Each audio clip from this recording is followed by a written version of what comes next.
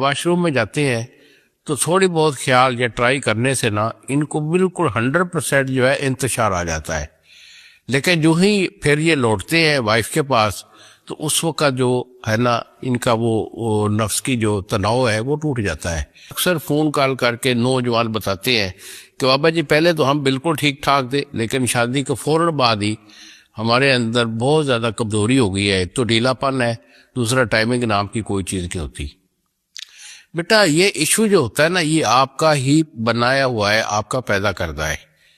یہ خاص طور پر ان نوجوانوں کو یہ پرابلم ہوتا ہے کہ جو شادی سے پہلے غلط کاری کے مرتکب رہے ہوں.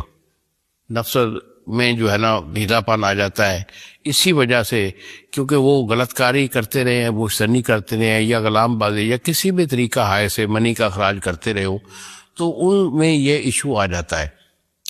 کیونکہ یہ ایک ایسا فعل ہے مشتری والا کہ جو علیحدگی میں کیا جاتا ہے. ان مردوں میں جو ہے نا علیحدگی والے فعل کی یہ کنڈیشن ہوتی ہے کہ جب یہ علیحدہ جاتے ہیں دوسرے کمرے میں یا واش روم میں جاتے ہیں تو تھوڑی بہت خیال یا ٹرائی کرنے سے نا ان کو بالکل 100% جو ہے انتشار آ جاتا ہے. لیکن جو ہی پھر یہ لوٹتے ہیں وائف کے پاس تو اس وقت جو ہے نا ان کا وہ نفس کی جو تناؤ ہے وہ ٹوٹ جاتا ہے. کیونکہ